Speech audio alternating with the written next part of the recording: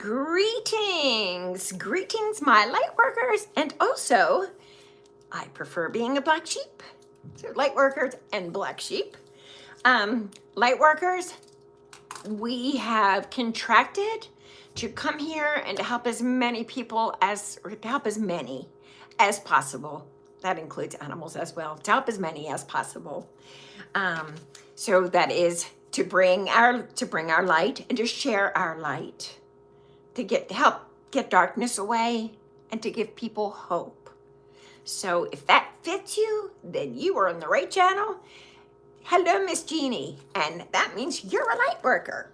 Okay, so I'm gonna, ahead of time, thank people that are gonna be joining my live, but also thank you for the replay folks as well. And of course I have to do the please subscribe. I really appreciate it. It's free. So please subscribe, share, like, and in your comments, I'm going to ask you to share anything, any dreams. Just kind of share that yes or no, that you've had a dream where it was actually like a visitation. It was too real to be a dream. And I will explain why, because that's what we're going to talk about tonight. Okay, but thank you for listening. Thank you for being here. I do appreciate you guys so much. My goal is to build my channel. Hello, Miss Dawn. Hello. So, and welcome. So my goal is to grow this channel because I really want to help as many as possible. And, you know, we are a community. There's so many people like us. We're good people. We're a little different. Maybe some will say even a little out there. But you know what? I would rather be out there than boring. And I would rather be out there and kind than somebody who's not nice.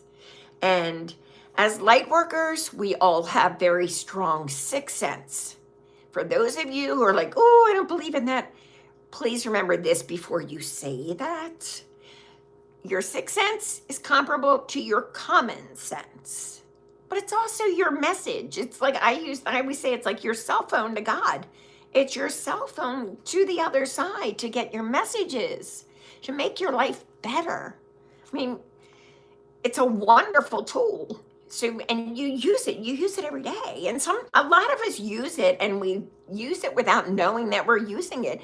It's kind of like you don't make a conscious effort in the morning when you get up to turn your hearing on. Well, unless you have hearing aids, of course.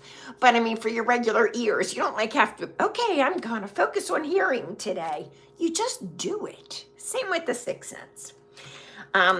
Also, if you would like to schedule a session with me, you can text me, email me at janiedaily@gmail.com, or you can send a direct message to Facebook Messenger to Janie Daily, and you will find me there. Also, I am trying something new. What my daughter suggested is, Mom, go back to when you used to do like the 30-minute reading. I'm going to go to do 30-minute sessions, and it'll be affordable, 30, 45 minutes, but I'm going to have to charge if you go over that time period. And let's just say, because it's going to be like very inexpensive, so like $35 for a 30-minute reading. But then it will be like $150 a minute after that. So just throw that in there. Again, this is for those of you who you have like one question, two questions, whatever. Okay, so we can try that. I've tried in the past and it was not successful. Tonight I'm sharing a dream with you. I have already shared it, but I'm going to kind of delve a little bit into a certain part of it, because it is about people who pass suddenly, whether it's drowning or in a car wreck, to give you an idea what happens. And we'll also discuss for those that pass away, I'm going to say transition, for those that transition in their sleep. Okay, we'll talk about that as well. But okay, so I'm going to tell you what happens. And I actually had this dream when we had the World Trade Centers were down, or were bombed. am I allowed to say? I don't even know what I'm allowed to say on YouTube, but the disaster, the horrific disaster that we had. I learned then because the other side felt it was important for me to know when someone passes that way that it's trauma and how to help them. In my dream, I am with my brothers and we are driving in my brother's old truck from like a very long time ago. And I'm in the middle. They're one on each side. My little brother's driving. So I'm looking ahead and they're arguing with one another.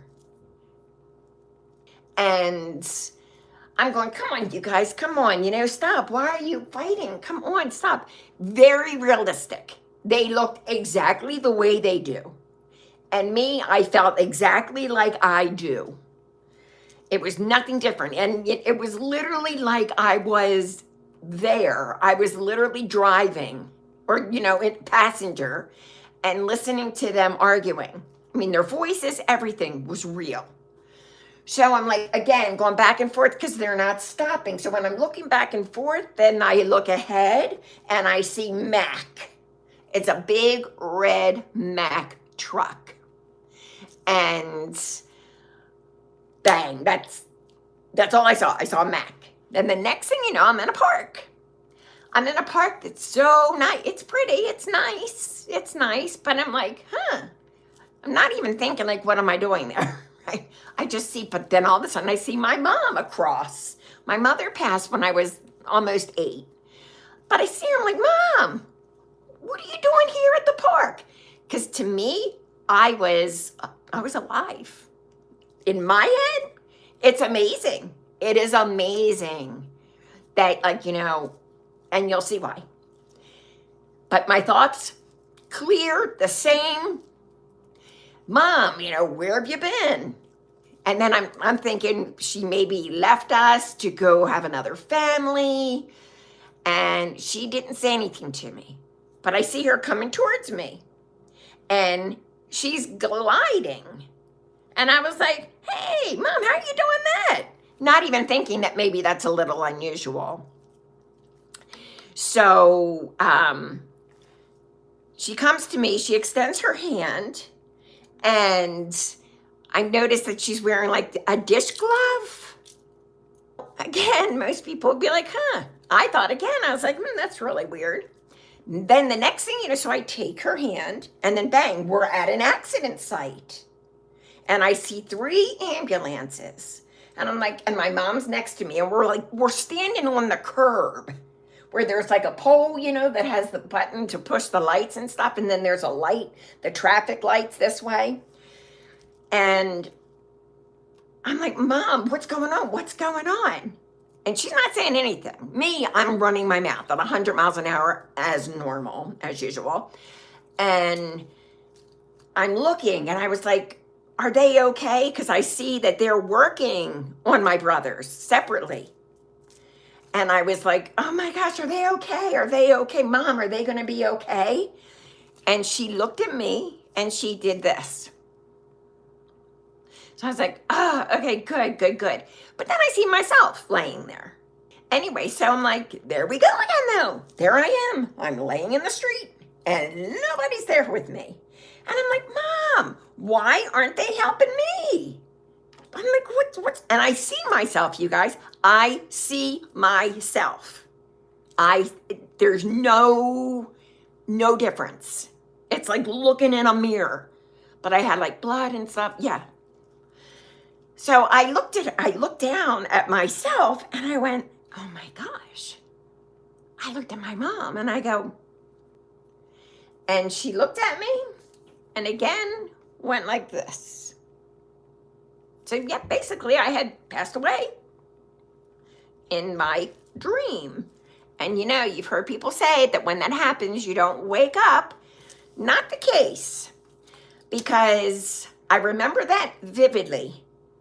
And what happens, this is what happens when somebody's in a car accident or there's some kind of like trauma. They are aware. The brain is functioning. That's why last week I was talking about the brain and how a big myth of we only use 10% of it. That's ridiculous. Absolutely. And everybody knows that, right? But the brain is so, and the soul, amazing. And really, you guys, if you want to know what my personal belief is, that's why, you hear about aliens coming here and studying us, because we are amazing. We have gifts. We have amazing gifts that we are not supposed to be using because, some people are designated like, oh, that's the devil, the sixth sense. That's ludicrous. And I feel like aliens are probably looking at us going, what's wrong with these people? Why don't they use their gifts? They have all this stuff they can do, but they're not allowed to, or they're scared, whatever. But anyway, so yes, they can hear everything, they see everything, you can see what's going around, like going on. And then apparently the next step, I didn't have this happen with me, but I've been told that the next step is you can either see God, you see Jesus. Your guide is always with you. Your guides are always with you. Because I know my mom is one of my guides.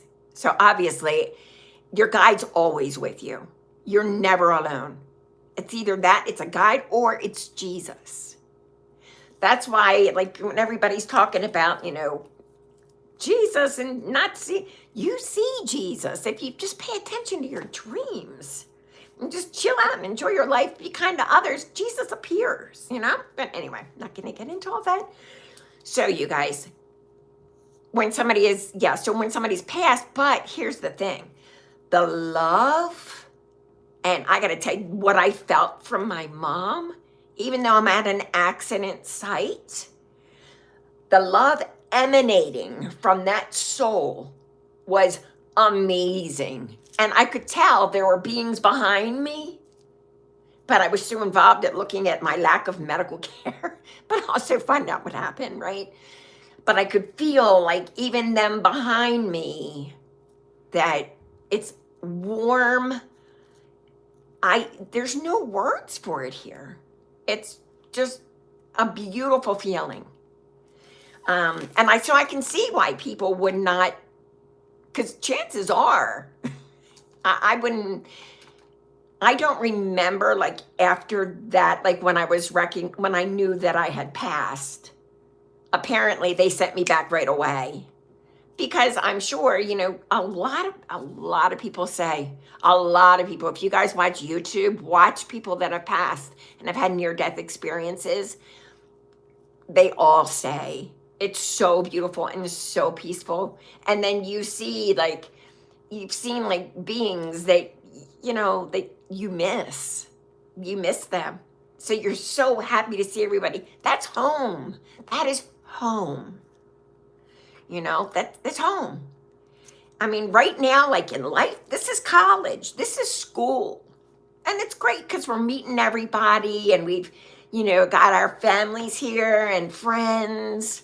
But home is home, and the job, the goal here is to do as much as you can that's positive, that's be kind. It sounds so simple, but it's not. It's not, it is simple. It's very simple. It's not hard to do.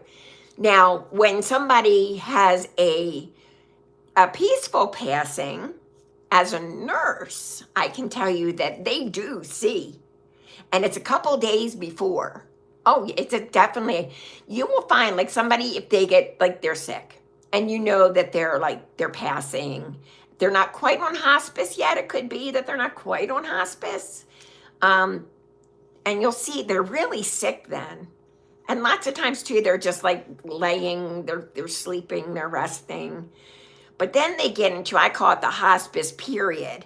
And that's where they start to look really good. They start to get their color back. They are talkative. Some may even eat a little bit. And they are very coherent. This isn't everybody, but it's a lot. You will find, which I saw, that they will look like the person in the bed, the patient would look at me, but not at me. They would look above me, or they would look to my right or to my left.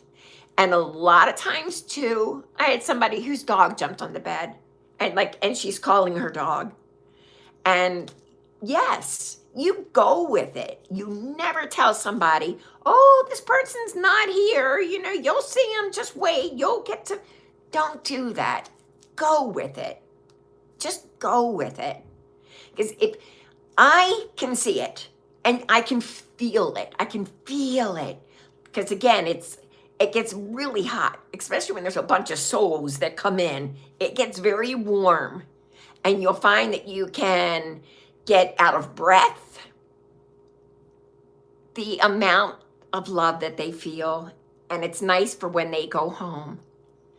We all miss our loved ones. That's a given. That goes without saying. We all miss our loved ones very much. But remember, you're going to be reunited. You're going to be reunited. And you have to remember, you have things to do. You have things to do. You have a path to follow. Okay? You have a path to follow. So follow it and know that your loved one is with you. Because here's the cool thing with that. Your deceased loved ones they walk with you. They do help you. I had like a little thing that I wanted to ask you to do tonight. After this show tonight, I want you to take a moment and you can reconnect with a loved one or connect with a loved one. You can connect with God, you connect with Jesus, you can connect with angels, or you can connect with a beloved family member who has passed or transitioned. And here's the thing, when you were guided, and it doesn't have to be like a voice outside of your head, it could be in like thoughts that are repetitive, okay? Pay attention to repetitive thoughts. And remember too, big difference between being psychic versus psychotic. Psychotic, it's bad stuff. Psychic, you get loving messages or helpful messages. But anyway, you guys, so I go, fine. So I go to the pound. And there's divine intervention. Here's divine intervention for you. Okay, so I'm there, I'm sitting there, and I'm wondering why I'm there, but I was waiting for somebody to come back because I was going to go see if I could look at the dogs. But so a lady finally comes back, and I said, and there was an older dog that was sitting at the desk. I go, oh, that dog is so adorable. So she tells me, yeah, she's a nice dog. And I go, is she up for adoption? Because she's older. So I'm thinking she's an older dog. She'll be able to be potty trained easily. Or she's probably already potty trained and she knows like rules. Unlike my children at the time. So I was like, oh, this could be a good deal. So I said, oh, I'll adopt her. This part, divine intervention. She says to me, she's not adoptable. I go, why? Because remember, she just told me the dog was. I go, why is she not adoptable? She says to me, because nobody wants her. She's old and has health issues. That's when you're scratching your head like, I know I said this in English and I said it very clear, and I don't mean to be like nasty. I mean, when I'm talking to somebody Greek, I speak Greek and I'm aware that I'm doing that. And in this case, she was speaking English to me, so I'm speaking English back clearly. And she say, oh yeah, no, she's not adoptable. I go, but I want to adopt her. No, she's not adoptable. So again, like scratching the head, but I've also learned when it's divine intervention, leave it alone. You ain't gonna change it. Leave it alone. So I was like, okay, all right. So I asked her, can I put my purse behind the counter? She did. I go out, I see a cute little German Shepherd pup. And of course, it's a little puppy and he's so cute. I'm outside with him because I do animal communications. Everybody knows that. Okay. But I look at this puppy and I'm like, You will never not go potty in the house, will ya? Because I find like I'm a shoe. I'm a shoe over, whatever they call it. I'm like a pushover. Because I notice like a lot of time with guys, with men, they are, they'll listen. But I figured, like my kids, they won't listen to me. I say that with love, you guys. I do say that with love. But anyway, so I looked at the pup and I was like, yeah, I'm going to have a hard time potty training you. I can't have that. That's not a good idea. I said, but you're so cute and I know you'll find a nice little home. So anyway, so I bring him back in and I give him, I give him back to the girl to put there and I go, oh, could I have my purse? Because I'm thinking, I don't know I'm there. I'm not getting a dog. I'm not. I saw the other dogs and there was like certain dogs, they looked older. They didn't look like they would be good with my children. Because again, I do animal communication, so I can read them. And I do feel too, the animal should pick the person. And I didn't have anybody trying to pick me. Nobody was trying to pick me. So I was like, okay, because normally it's that dog that sees you and starts barking for you. Then a dog has chosen me, but none of them chose me. So I wanted my purse. And I was like, can I get my, and she leaves. I'm like, really? I was mentally, I'm going, Dad, I'm going to get you back so bad. I don't know how, but I'll think about it. So then all of a sudden I hear incoming. So the girl comes running up and I was like, wait. Can I please have my purse? So she gives me the purse. Again, I had them put it back behind the counter because I wanted to see the dogs outside, So she gives me my purse and I was like, what's incoming mean? And she says, it's another dog. Somebody's bringing in a dog. Okay. So I go to leave. Here's the other thing about kindness. Don't be afraid of everything. Please don't be afraid. Now, there's a lot of bad things that happen, but you've got to trust in God. You got to trust that Archangel Michael too has your back, and who wants to live in fear all the time, So the reason I say that, I go outside, there's this very tall man bringing a box in. So I talk to everyone. I go, hey, how are you doing? What do you have in there? And he's like, oh, let me show you. I look in and there's this beautiful brown puppy with green eyes and like her skin was all like, she looked kind of like a Shar-Pei. Is that what they're called? Like the Shar-Pei dog is this, like it's loose skin. And I remember I looked up at this, or he said to me, I was like, oh my gosh, she's so cute. He goes, you want her? I looked up at this guy and I was like, Dad, really? That's why he sent me there that day. That's why he sent me there that day. And I'm going to get like emotional because it was like, this dog was the best. It was Lily Bell. She was like my best friend. She was so good, you guys. She was like phenomenal. So of course, I was like, yeah. Now remember, I couldn't get any help when I was in there. When I'm talking to this man outside with a box, everybody's coming out good. And the lady yells at me and says, what are you doing talking to him? I was like, is that your husband? You always got to laugh. Like I said, laughter, key. But he told me that actually he was home and was getting ready to go to work. And he took out the trash to the dumpster and he heard the puppy crying. He goes, so he's like, I put my trash down to the side, pull up the thing, and he's like, and I see this box, the same box that he had, in the dumpster. So somebody took this dog, put her in a box, and threw her away in a dumpster.